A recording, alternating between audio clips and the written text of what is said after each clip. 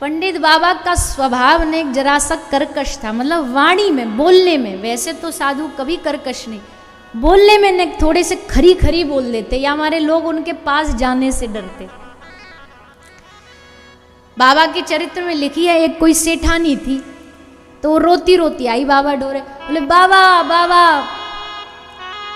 सेठ जी चले गए, मतलब मैया के जो पति थे सेठ जी, वो उनका देहांत हो गया। तो वो तो ये सोच के आई कि बाबा ने एक सांत्वना देंगे, तो बोली बाबा बाबा सेठ जी वो चले गए। तो बाबा बोले चले गए तो कहाँ गए हो, तू भी जाएगी, तेरा छोरा तेरा बेटा भी जाएगा, मैं भी जाऊंगा, सबरे जाएंगे, ये सब कुछ दुनिया छोड़ के तो जानी पड़ेगी। ऐसे सीधे सीधे बोल देते।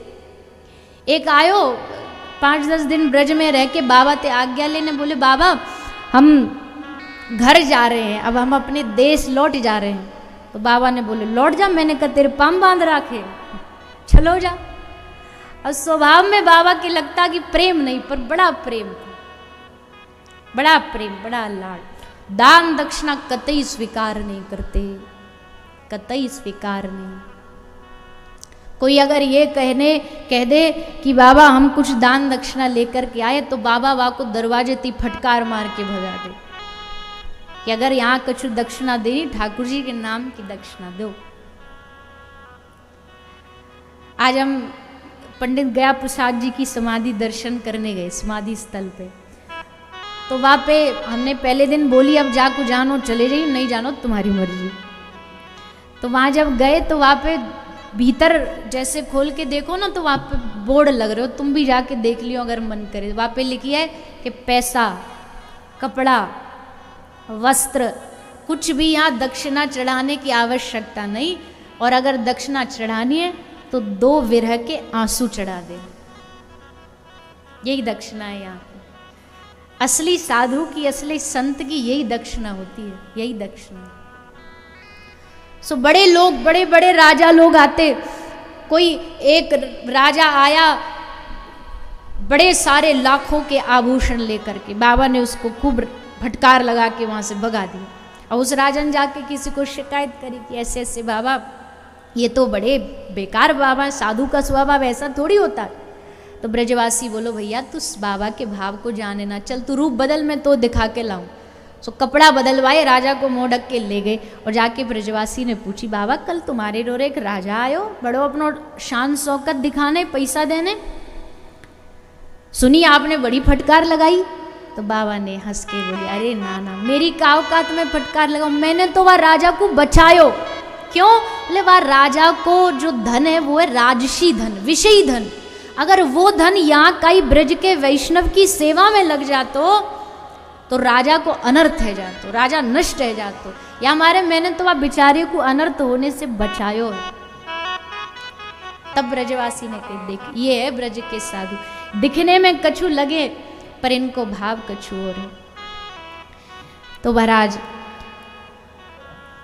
पंडित बाबा इनके भजन की क्या कहे, इनके भजन की यहां तक लिखा है ऐसी स्थिति हो गई बाबा की कि नाम जाप करते करते बाबा की उंगली ने मुड़ना छोड़ दिया।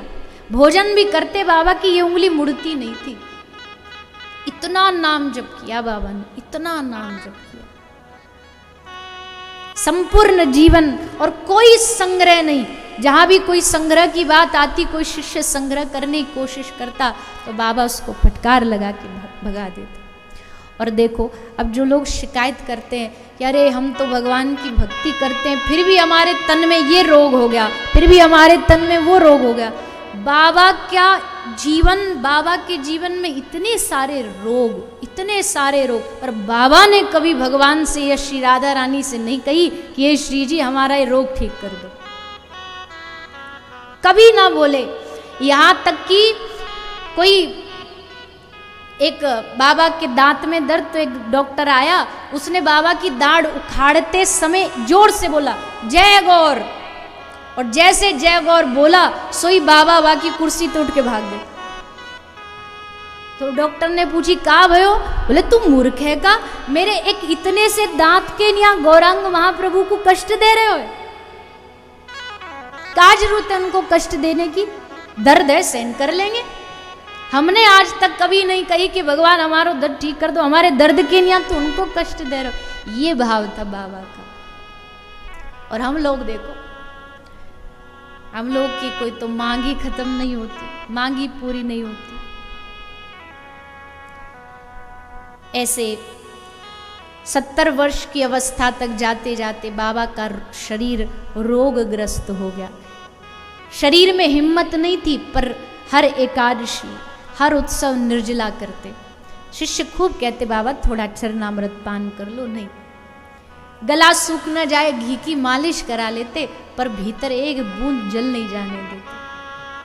और फिर धीरे धीरे एक दिन बाबा की, अच्छा एक बात आप सबन को हमने बताई थी, ब्रज में जो रहेगा ना साधु, उसका एक पेट भरने का एक ही तरीका माधुकरी मांगना।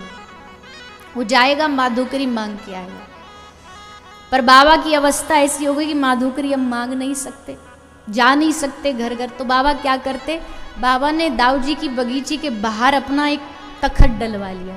ब्रजवासियों को निवेदन किया कि वहीं आके बाबा को माधुकरी दे जाओ। सब ब्रजवासी आते, बाबा को बाहर माधुकरी दे। अब और अवस्था बिगड़ गई कि बाहर दरवाजे तक भी ना आ सके, तो बाबा ने फिर अन्न ही पाना छोड़ दिया। बस थोड़ा फल पाते, अन्न नहीं पाते, पर माधुकरी लेते।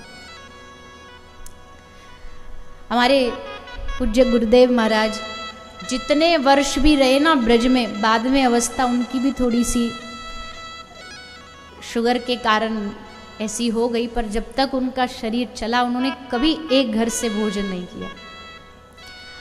हम भी कहते बाबा, क्योंकि उनका भोजन का स्वाद बड़ा निराला था। वो भोजन का स्वाद इसलिए निराला था, वो एक डब्बा लेके जाते।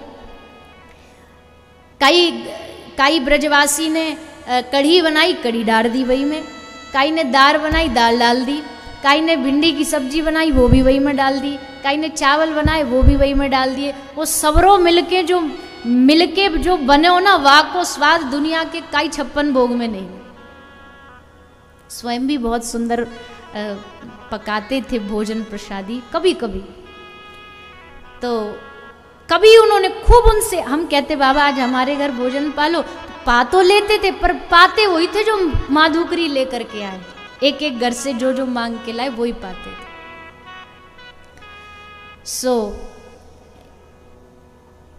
माधुकरी ब्रज की एक बहुत सुंदर रसों में से एक है। हमने तो आपको बोली, मन करे तो कई ब्रजवासी घर से मांग लियो। और ब्रजवासी मैया इतनी चतुर है, इतनी समझदार, हर ब्रजवासी के घर में जितने घर के सदस्य हैं उससे डबल रोटी बनती है हर रोज, 2 गुनी। पता है, पतो ना कब कौन बाबा जी आ जाए मांगने, कब कौन आ जाए भिक्षा मांगने। हर मैया डबल रोटी बनाती है, 2 गुनी रोटी बनाती है। ये ब्रजवासियों का भाव है। बाबा ने एक दिन कह रहे कि जब शरीर एकदम धीरे धीरे धीरे जर्जर हो गया, बाबा को तखत पे बिठा के कहीं ले जाया जाता है। एक दिन तखत पे खुद ही बैठे बैठे जब जाने लगे तो बाबा खुद ही बोल दिए, राम नाम सत्य, राम नाम सत्य। अपने लिए बोल दिए, राम नाम सत्य, राम नाम सत्य। शिष्य समझ गए कि अब समय ज़्यादा बचा नहीं। और एक दिन एकादशी का निर्जला किया, द्वादशी का दिन, और बाबा एकदम जोर से चिल्लाए, बच्ची प्रिया प्रीतम आ गई। तो वही कृपा सिंधु बाबा बैठे, बाबा ने पूछा कि अकेले आए? तो बाबा ने कही ना, महाप्रभु भी आए, महाप्रभु भी संग आए। और बस बाबा की स्थिति गिरती गई, तखत पर लिटा दिए गए बाबा को, गोबर को चौका लगा के, पर प्राण नहीं जा रहे। प्राण क्यों नहीं जा रहे?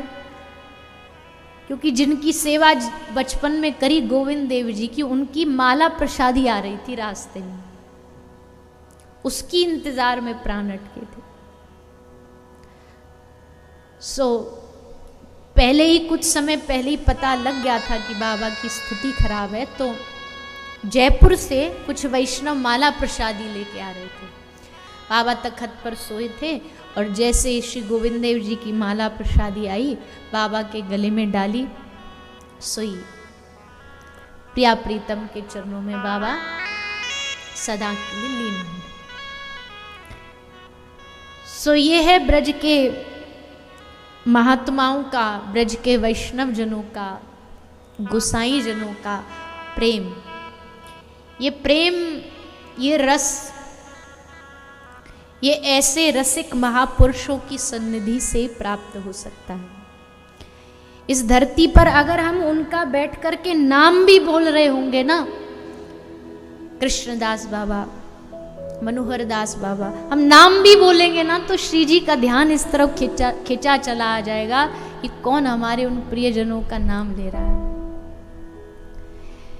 ऐसा अद्भुत इस ब्रज के वैष्णवों का संग है।